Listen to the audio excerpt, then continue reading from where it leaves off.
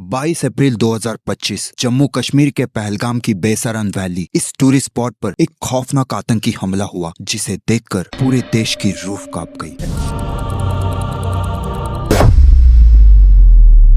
तो देखिए, यह है जम्मू एंड कश्मीर और जम्मू एंड कश्मीर के अंदर जो अनंतनाग डिस्ट्रिक्ट है उसके अंदर पड़ता है पहलगाम। और पहलगाम से जब आप 5 किलोमीटर ऊपर चढ़ाई करते हो तो यहाँ पे 800 मीटर लंबा एक मैदान है बाइसर, जिसको इंडिया का मिनी स्विट्जरलैंड भी कहा जाता है। और यही वो जगह है जहाँ 22 अप्रैल को आतंकवादियों ने प्लान तरीके से हमला किया। देखिए, इस हाई एल्टीट्यूड जगह पर केवल पैदल या खच्चर पर बैठकर ही पहुंचा जा सकता है और ट्रैक करने के बाद आप इस गेट पे पहुंचते हो और जैसे आप इस गेट से एंट्री करते हो तो एंट्री करते ही 800 मीटर लंबा और 600 मीटर चौड़ा एक ग्रीन मैदान दिखाई देता है। और यही वो मैदान है बाइसरन वैली। और इसी के आसपास के जंगलों में आतंकवादी छुप के वेट कर रहे थे। उस दिन 22 अप्रैल को तकरीबन 9 बजे बाइसरन वैली की एंट्री खुलती है और पहलगाम से टूरिस्ट अलग अलग होटलों से अपनी अपनी लोकेशन से बाइसरन वैली की तरफ पहुंचना स्टार्ट करते हैं। और ये बाइसरन वैली का जो मेन गेट है, यहाँ से टिकट ले लेके बाइसरन वैली में एंट्री लेना स्टार्ट करते हैं। और किसी को जरा सा भी अंदाजा नहीं था कि आगे इनके साथ क्या होने वाला है।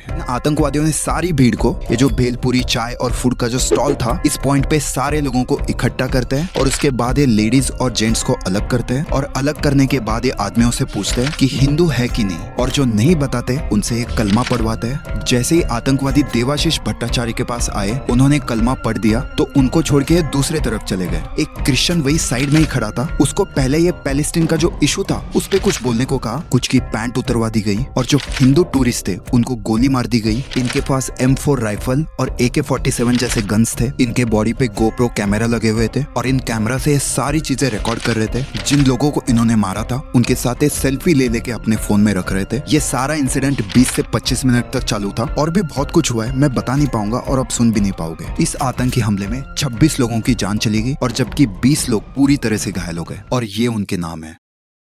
ये जो हुआ था, ये जम्मू एंड कश्मीर के इतिहास का वन ऑफ द डेक था, जिसमें लोगों को उनका धर्म पूछकर खुलेआम मार दिया गया। अब ये सब होने के बाद ये आतंकवादी जंगलों में भाग गए, लेकिन वह बाइसरन वैली में चारों तरफ लोग चिल्ला रहे थे, अपनी फैमिली के लिए हेल्प मांग रहे थे, लेकिन दूर दूर तक कोई हेल्प करने वाला नहीं था। लेकिन सबसे हैरानी की बात यह है कि वहाँ सिक्योरिटी फोर्सेस का कोई नामो निशान नहीं था, ना कोई पुलिस, ना कोई आर्मी, ऐसा कोई नहीं था जो उन लोगों को बचाता। ऐसा इसलिए क्योंकि बाइसरन वैली जो है वो काफी ऊंचाई पे है, इसलिए यहाँ पे व्हीकल्स नहीं ले जा सकते। यहाँ पर पैदल, घोड़े या फिर खच्चर पर बैठकर ही पहुंचा जा सकता है। और उसके बाद वहाँ पे रेस्क्यू ऑपरेशन स्टार्ट होता है, हेलीकॉप्टर वगैरह आते हैं। जैसे ये हमला होता है उसके थोड़ी देर बाद पाकिस्तान बेस्ड टेरर ग्रुप लश्कर तैयबा के एक shadow group TRF the resistance front जो थी वो इस पूरे हमले की जिम्मेदारी लेती है और रीजन ये बताती है कि डोमिसाइल इशू करे जा रहे हैं, इसलिए ये किया गया है। अब इसके बाद पूरे एरिया को सैनिटाइज किया जाता है। जो टूरिस्ट थे जिनके साथ ये सारी चीजें हुई थी उनके स्टेटमेंट्स लिए जाते हैं, स्केचेस बनवाए जाते हैं, क्रैकडाउन स्टार्ट होते हैं और जितनी भी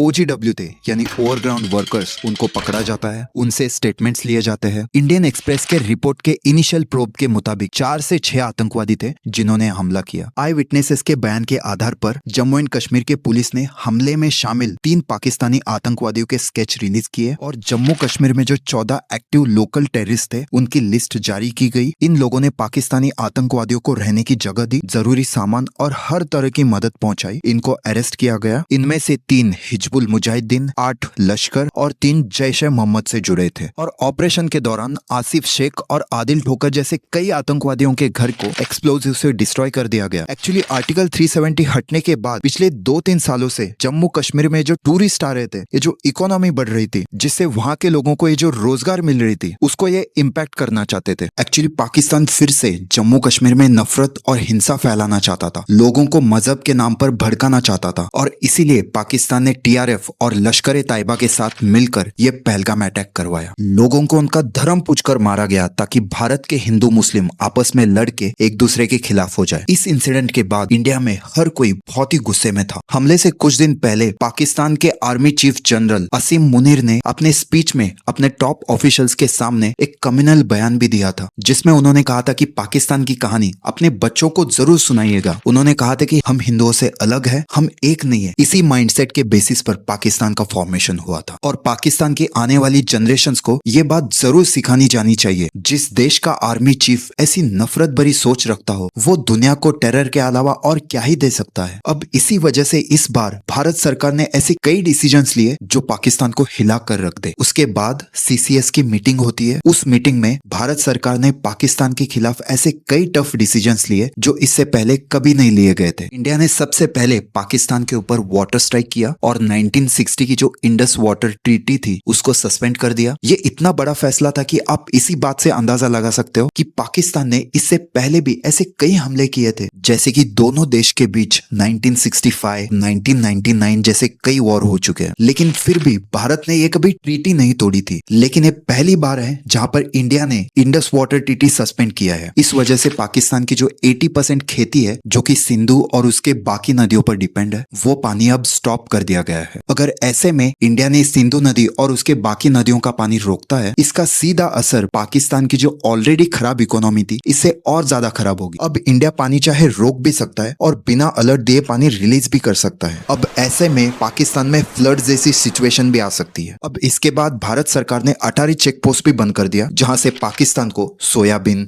वेजिटेबल्स, प्लास्टिक, रेड चिली जैसे गुड्स भेजे जाते थे, अब वो बंद हो गया है। और तीसरा फैसला, SAARC visa exemption scheme SVES visa को रद्द करने का फैसला लिया गया। और चौथा फैसला ये था कि इंडिया में जितने भी पाकिस्तान के लोग हैं उनको 48 आवर्स के अंदर उनको देश छोड़ने का ऑर्डर दिया गया। पांचवें फैसले में पाकिस्तान हाई कमीशन के डिफेंस एडवाइजर को 1 हफ्ते के अंदर अंदर इंडिया छोड़ने का आदेश दिया गया। इंडिया ने अब पाकिस्तान हाई कमीशन स्टाफ के नंबर 55 से घटकर अब सिर्फ 30 तक कर दिया। इसके अलावा भारत सरकार ने पाकिस्तान के news channels, cricketers, YouTube channels और X अकाउंट्स भी बैन कर दिए इंडिया में। इंडिया के स्ट्रॉन्ग एक्शन का ऐसा असर हुआ कि जिस टेररिस्ट ग्रुप TRF ने पहले तो इस हमले की जिम्मेदारी ली थी, उसने डर के मारे अपना बयान ही पलट दिया। TRF ने अपनी बात से पलटते हुए कहा कि उसका अकाउंट हैक हो गया था और उसका इस हमले से कोई लेना देना नहीं था। जब पाकिस्तान ने देखा कि इंडिया पीछे नहीं हटेगा तो वो बौखला गया और पाकिस्तान ने शिमला एग्रीमेंट रद्द कर दिया और अपना एयर स्पेस इंडियन प्लेन्स के लिए बंद कर दिया। इससे पहले भी पाकिस्तान ने ऐसे कई सारे हमले किए हैं, जैसे कि नवंबर 2016 में हुआ नागरोटा आर्मी बेस अटैक, जुलाई 2017 में अमरनाथ यात्रा अटैक, फरवरी 2018 में हुआ संजुवन मिलिट्री स्टेशन अटैक, फरवरी 2019 में हुआ पुलवामा अटैक, मार्च 2019 में हुआ